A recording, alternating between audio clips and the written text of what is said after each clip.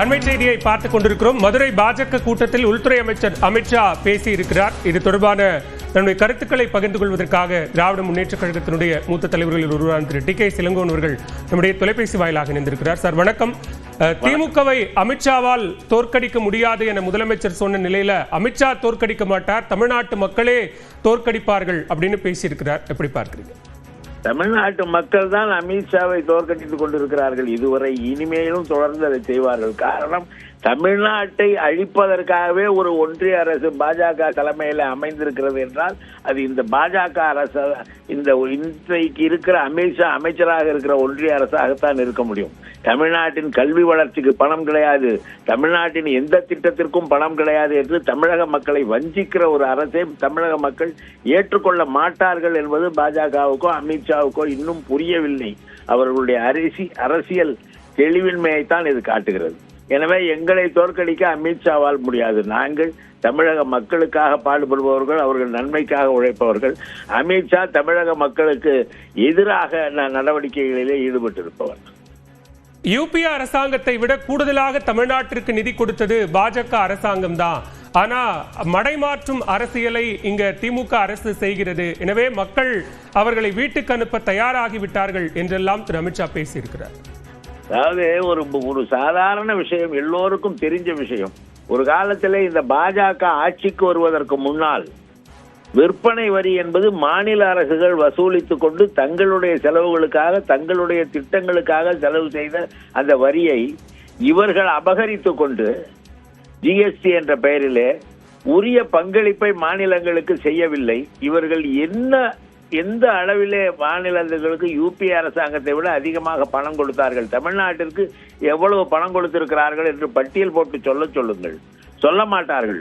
பேசுவது பொய் என்பதனால் அந்த பொய்யை மட்டும் சொல்லிவிட்டு போவார்களே தவிர புள்ளி விவரங்களை பற்றி பேசும் அளவுக்கு அவர்களுக்கு துணிச்சல் கிடையாது. ஒரு வரியையே மாநில அரசு வசூலித்து செலவு செய்து கொண்டிருந்த நிலையிலிருந்து அதையும் பிடுங்கி கொண்டு அதிலேயும் ஒரு பங்களிப்பு அளிக்கிறது. ஜிஎஸ்டி என்றால் என்ன? ஏற்கனவே விற்பனை வரி, கமர்ஷியல் டாக்ஸஸ் என்று மாநில அரசின் அதிகாரத்துக்கு இருந்து மாநில அரசு வசூல் செய்து அவர்களுடைய பல்வேறு நலத்திட்டங்களுக்காக, மக்கள் நலத்திட்டங்களுக்காக செலவு செய்து கொண்டிருந்த நிதியை இவர்கள் எடுத்துக்கொண்டு அதிலே கொடுக்க வேண்டிய பங்களிப்பை கூட கொடுக்காமல் குறைவாக வரி செலுத்துகிற உத்தரப்பிரதேசத்துக்கு அதிக நிதியும், அதிகமாக வரி செலுத்துகிற தமிழ்நாட்டுக்கு குறைந்த நிதியும் கொடுப்பவர்கள் அதிகமாக கொடுப்பதாக பொய் சொல்கிறார்கள் என்பதுதான் என்னுடைய. 2026 தேர்தலில் நிச்சயம் பாஜக அதிமுக கூட்டணி ஆட்சி அமைக்கும் அப்படிங்கிற ஒரு நம்பிக்கையையும் அமித்ஷா வெளிப்படுத்தி இருக்கிறார். கட்டாயமாக அமைக்காது. அதிமுகவுக்குள்ளேயே பாஜகவுடன் சேர்ந்ததற்கு ஒரு பெரிய எதிர்ப்பு மனதுக்குள்ளேயே அங்கே இருக்கிற தோழர்களுக்கெல்லாம் இருக்கிறது. காரணம், அவர்கள் பாஜகவை நம்பவில்லை. ஏற்கனவே ஜெயலலிதா இருக்கும் பொழுதே சொன்னார், இனி எந்த காலத்திலும் பாஜகவோடு உறவு வைக்க மாட்டேன் என்று சொன்னார். அதை மீறி தன்னுடைய சுயலாபத்திற்காக எடப்பாடி பன்னீர்செல்வம் செய்த அந்த செயலுக்கு அதிமுகவினரே துணை போக மாட்டார்கள் என்பதை நாம் பார்த்திருக்கிறோம். அதுதான் இப்பொழுதும் ஏற்படும். மிக்க நன்றி திரு டி.கே. இளங்கோவன். இணைப்பில் வந்து கருத்துக்களை பகிர்ந்து கொண்டமைக்கு நன்றி. தொடர்ந்து நம்முடைய தொலைபேசி வாயிலாக இணைந்திருக்கிறார் காங்கிரஸ் மூத்த தலைவர்களில் ஒருவரான திரு பீட்டர் அல்போன்ஸ் அவர்கள். சார் வணக்கம். அமித்ஷாவினுடைய இன்றைய மதுரை பேச்சு எப்படி பார்க்கிறீங்க? அதாவது எப்படியாவது எதையாவது செய்து சாமபேத தான தண்டம் என்று சொல்வார்கள், பெக் பாரோ ஆர் ஸ்டீல் என்று ஆங்கிலத்திலே சொல்வார்கள். அதை போல எந்த வகையிலாவது தமிழ்நாட்டிலே இருக்கின்ற இந்த சமூக அமைதி, சமூக ஒற்றுமை, சமூக நல்லிணக்கம், ஒருங்கிணைந்த பொருளாதார வளர்ச்சி, சமூக நீதியை உட்படுத்திய அரசு நிர்வாகம், இவற்றுக்கு எல்லாவற்றுக்கும் ஒரு முற்றுப்புள்ளி வைக்க வேண்டும் என்று பாஜகவினர் கங்கணம் கட்டிக்கொண்டு அதற்காக பலவீனமான அரசியல் தலைவர்களையும் அரசியல் கட்சிகளையும் அடையாளம் கண்டு தங்களோடு கூட்டணி சேர்த்துக் கொண்டு அந்த முயற்சிகளை வெற்றி பெறலாம் என்று எண்ணுகிறது. நிச்சயமாக இந்த மண் அதை போன்ற ஒரு வகுப்புவாத, மதவாத, பாசிச அரசியலை ஏற்றுக்கொள்ளாது. சமூக நீதியின்பால் விளைந்த மண் இந்த மண்.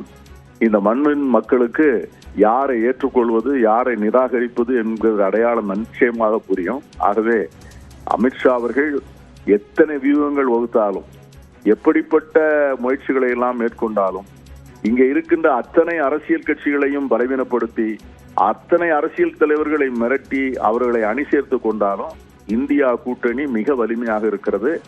இந்தியா கூட்டணிக்கு தலைமையேற்கின்ற முதலமைச்சர் அவர்கள் மிக தெளிவாக இருக்கிறார்கள். அதில் பங்கேற்றுக் கொண்டிருக்கின்ற கட்சி அவர் தலைமையின் மீதும் நாங்கள் ஏற்றுக்கொண்டிருக்கின்ற கொள்கைகளின் மீதும் மிக உறுதியாக இருக்கிறோம். ஆகவே நிச்சயமாக அமித்ஷா, உள்துறை அமைச்சர் அமித்ஷா அவர்களுடைய வியூகங்கள் இந்தியாவில் எங்கு வேண்டுமானாலும் விலை போகலாம், ஆனால் தமிழ்நாட்டில் நிச்சயமாக வெற்றி பெறாது என்றுதான் நான் சொல்ல ஆசை. ஒடிசா, ஹரியானா, மகாராஷ்டிரா, டெல்லி போல 2026 தமிழ்நாட்டிலும் மேற்கு வங்கத்திலும் நிச்சயம் பாஜக கூட்டணி ஆட்சி அமைக்கும் அப்படிங்கிற ஒரு நம்பிக்கையை அவர் வெளிப்படுத்துறார். ஒரிசாவில் என்ன நடந்ததுன்னு பார்த்தோம். ஒரிசாவில் அவர்களோடு சேர்ந்தவர்களுக்கு என்ன ஆனது என்று பார்த்தோம். அவர்கள் ஒவ்வொரு மாநிலத்திலும், ஹரியானாவில் அவர்கள் யாரோடு கைகோர்த்து கொண்டார்கள், அவர்களுக்கு என்ன ஆனது என்பதையும் நம்ம பார்த்தோம். மகாராஷ்டிராவில் அவர்கள் யாரோடு கைகோர்த்து கொண்டார்கள், அவர்களுக்கு என்ன ஆனது என்று பார்த்தோம். அதே போல அதே வித்தையைத்தான் இங்கே தமிழகத்திலும் மேற்கு வங்கத்திலும் செய்ய நினைக்கிறார்கள், கேரளாவிலும் செய்ய நினைக்கிறார்கள். ஆகவே அதற்கு அவர் என்ன செய்வது என்று சொன்னால், கொள்கையினால் பெறக்கூடிய வெற்றியை பற்றி அவர்கள் சிந்திப்பதில்லை. அரசியல் கட்சிகளை பலவீனப்படுத்துவது, அரசியல் தலைவர்களை மிரட்டி விலைக்கு வாங்குவது, இல்லாத கற்பனை கதைகளை தங்களுக்கு வேண்டிய ஊடகங்கள் மூலம் தொடர்ந்து பரப்பி மக்களை மூளை செலவை செய்வது, அதற்கான அரசு முகமைகளாக இருக்கின்ற enforcement directorate, income tax, CBI போன்ற அரசு நிறுவனங்களை பயன்படுத்துவது, இப்படியெல்லாம் பயன்படுத்தி கொள்கை ரீதியாக, சித்தாந்த ரீதியாக ஜனநாயகத்தில் வலுவாக ஒருங்கிணைத்திருக்கிற கட்சிகளுடைய கூட்டணியை பலவீனப்படுத்துவது. அல்ல என்று சொன்னால் ஏற்கனவே வெற்றி பெற்றிருக்கின்ற சட்டமன்ற உறுப்பினர்களை ஆசை காட்டி மோசம் பண்ணுவது. இதுதான் இவர்கள் ஒவ்வொரு மாநிலத்திலும் தொடர்ந்து பின்பற்றி வருகிற பணி. ஆகவே இதை இன்னைக்கு தமிழகத்து மக்கள் நன்கு உணர்ந்திருக்கிறார்கள். இந்தியா கூட்டணியில் உள்ள கட்சியும் அதன் தலைவர்களும் நன்கு தெளிவாக இதை புரிந்திருக்கிறார்கள். ஆகவே எந்த சூழ்நிலையிலே இது ஒரு எக்கு கோட்டையாக இருக்கிறது தமிழகத்தில் இருக்கிற இந்தியா கூட்டணி, அதன் தலைமையேற்றிருக்கின்ற முதலமைச்சர் அவர்கள்.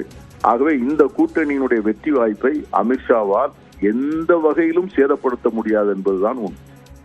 தமிழ்நாடு பல்வேறு திட்டங்களுக்கு நிதி கோரி நீதிமன்றத்தை வரைக்கும் நாடி இருக்கிறது. ஆனால் திட்டங்களுக்கு கொடுக்கக்கூடிய நிதியை செலவு செய்யாமல் ஒரு மடைமாற்று அரசியலை திமுக அரசு செய்கிறது அப்படிங்கிற குற்றச்சாட்டையும் திரு அமித்ஷா முன்வைக்கிறார்.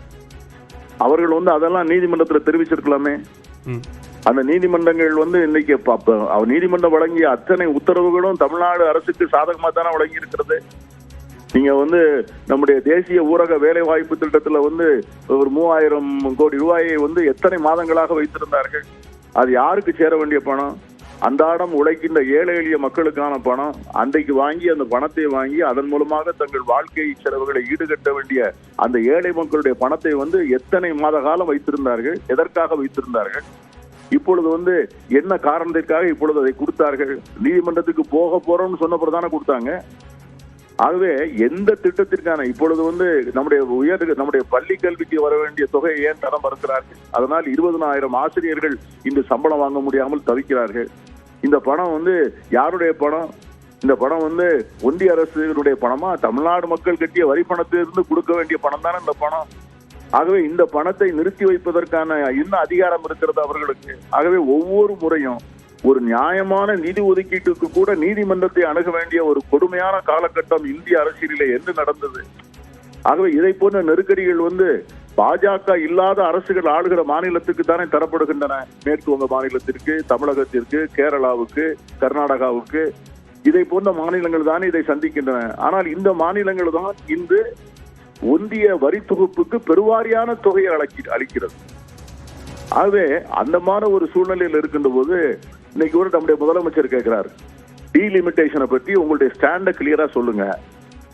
நீங்க சாதிவாரி கணக்கெடுப்பையும் சென்சஸையும் ஏன் கொண்டு போய் 2027 கொண்டு போய் தேர்தலுக்கு முன்னால் கொண்டு ஒரு நெருக்கடியான காலகட்டத்திற்குள்ளே கொண்டு போய் ஏன் தள்ளுகிறீர்கள்? அப்பொழுது இந்த டீலிமிட்டேஷன் அடுத்த 25 ஆண்டுகளுக்கு இல்லை என்கிற அரசியல் சாசன சட்டத்தை கொண்டு வருவதை ஏன் உங்களுக்கு நீங்க தாமதப்படுத்துகிறீர்கள் என்று கேட்பதற்கு பதில் இல்லையே. அப்ப நாளைக்கு தமிழ்நாட்டிற்கும் தென் மாநிலங்களுக்கும் திடீரென்று இடங்கள் அதையும் பறிக்கப்பட்டு ஒரு நெருக்கடியான நேரத்திலே பாராளுமன்ற தேர்தலை சந்திக்க நேர்ந்தால் தென் மாநிலங்களுடைய எதிர்காலம் என்ன ஆகும்? இதையெல்லாம் இன்னைக்கு பாஜகவோடு கூட்டணி வைத்துக் கொண்டிருக்கின்ற தமிழக கட்சிகள் சிந்திக்க வேண்டும் என்று நான் கேட்டுக்கொள்கிறேன். மிக்க நன்றி திரு பீட்டர் அல்போன்ஸ். இணைப்பில் கருத்துக்களை பகிர்ந்து கொண்டமைக்கு நன்றி. நம்மோடு தொலைபேசி வாயிலாக இணைந்திருக்கிறார் மூத்த பத்திரிகையாளர் திரு தரா ஷியாம் அவர்கள். சார் வணக்கம். 2026 நிச்சயம் பாஜக அதிமுக கூட்டணி ஆட்சி அமைக்கும் என்று மீண்டும் சூளுரைத்திருக்கிறார் அமித்ஷா. எப்படி பார்க்கிறீங்க? ஆட்சியை பிடிப்போம் என்று சொல்வது அவரவர் நம்பிக்கை. ஆனால் அவர் இந்தியிலே தெளிவாக சொன்னது என்னவென்றால் அதிமுக பாரதிய ஜனதா ஆகிய 2 கட்சிகளின் ஆட்சி என்றுதான் தெளிவாக சொன்னார். தமிழ் மொழிபெயர்ப்பு எப்படி வேண்டுமானாலும் இருக்கலாம். அமித்ஷா அவர்கள் கூறியது இதுதான். அப்படி என்றால் அதிமுக தான் இப்போது முடிவெடுக்க வேண்டும். பாரதிய ஜனதாவோடு கூட்டணி ஆட்சி அமைப்பதற்கு அதிமுக தயார் இல்லையா? பாரதிய ஜனதா தயாராக இருக்கும். ஏனென்றால் மத்தியில் நடப்பதே கூட்டணி ஆட்சி தான். பல மாநிலங்களிலே பாரதிய ஜனதா கூட்டணி ஆட்சி நடக்கிறது. தமிழ்நாட்டில் அப்படியான ஒரு வாய்ப்பு இதுவரைக்கும் இருந்ததில்லை. ஒரே ஒரு வாய்ப்பு 1980 வந்தது. அதுவும் நிறைவேறவில்லை. இன்னும் சொல்லப்போனால் கலைஞர் அவர்களே மக்கள் இதை நிராகரித்து விட்டார்கள் என்றுதான் 1980 கூறினார். அப்படி இருக்கும்போது உண்மையிலேயே பாரதிய ஜனதா அதிமுக கூட்டணி வெற்றி பெற வேண்டும் என்றால் ஒன்று நண்பர் பீட்டர் அல்போன்ஸ் கூறிய மாதிரி டீலிமிட்டேஷன் பற்றிய விவரங்களை அல்லது தெளிவை அமித்ஷா அவர்கள் வழங்க வேண்டும். காஸ்ட் சென்சஸ் என்று சொன்னால் ஜாதியை தொகுப்பாக சொல்வார்களா அல்லது தனித்தனி ஜாதியா என்பது ஒரு பெரிய கேள்விக்குறி. ஏனென்றால் 2011 அந்த காஸ்ட் சென்சஸ் ஏன் ஃபெயிலியர் ஆனது என்றால் அவரவர்கள் ஜாதியை சொன்னார்கள். லட்சக்கணக்கான ஜாதிகள் இந்தியாவில் வந்தன. தொகுப்பாக சொல்லவில்லை. இப்போது தொகுப்பாகத்தான் சொல்ல முடியும். ஆனால் அதில் இருக்கிற பிரச்சனை என்னவென்றால் கர்நாடகத்திலே இருக்கிற தொகுப்பு தமிழ்நாட்டிலே செல்லுபடியாகாது. தமிழ்நாட்டிலே இருக்கிற தொகுப்பு உத்தரப்பிரதேசத்தில் செல்லுபடியாகாது. எனவே இது ஒரு பெரிய விஷயம். எல்லா மாநிலங்களையும் கலந்து ஆலோசித்துத்தான் சென்சஸ் ஃபார்ம் என்பதே நிறைவேற்றப்பட வேண்டும். அப்படியான ஒரு ஆசை எண்ணம் பாரதிய ஜனதா அரசுக்கு இருப்பதாக தெரியவில்லை. கேஸ் சென்சஸ் என்று சொல்வதை காங்கிரஸ் கட்சி முன்வைக்கிற கோரிக்கைக்கு அது கோரிக்கையை நீர்த்து போக செய்வதற்காக சொல்வதாகத்தான் நான் பொருள் கொள்கிறேன். அடுத்தது நிதி ஒதுக்கீடு. நிதி ஒதுக்கீடு என்று சொல்லும் போது பாரதிய ஜனதா அரசு இதுவரைக்கும் அதிலே ஆட்சியிலே இல்லாத மாநிலங்களிலே நியாயம் செய்வதே இல்லை என்பது அனைவருக்குமே தெரிந்த ஒரு விஷயம்தான். அது குறித்த தமிழ்நாடு அரசின் வழக்கு உச்சநீதிமன்றத்தின் விடுமுறை காலம் முடிந்த பிறகு அந்த வழக்கு விசாரணைக்கு வரும். அப்போது உச்சநீதிமன்றம் என்ன சொல்ல போகிறது என்பதை நாம் பொறுத்திருந்து பார்க்க வேண்டும். ஆக எல்லா வகைகளிலும் தமிழ்நாடு என்று பார்த்தால் பாரதிய ஜனதா அரசு தமிழ்நாட்டின் நியாயங்களுக்கு எதிராகத்தான் நடந்து கொள்கிறது. அப்படியான பாரதிய ஜனதாவோடு கூட்டணி அரசுக்கு அதிமுக தயார் இல்லையா? இதுதான் அமித்ஷா பேச்சிலிருந்து எழுகிற கேள்வியாக நான் புரிந்து கொள்கிறேன். மிக்க நன்றி திரு ஷியாம். இணைப்பில் கருத்துக்களை பகிர்ந்து கொண்டமைக்கு நன்றி.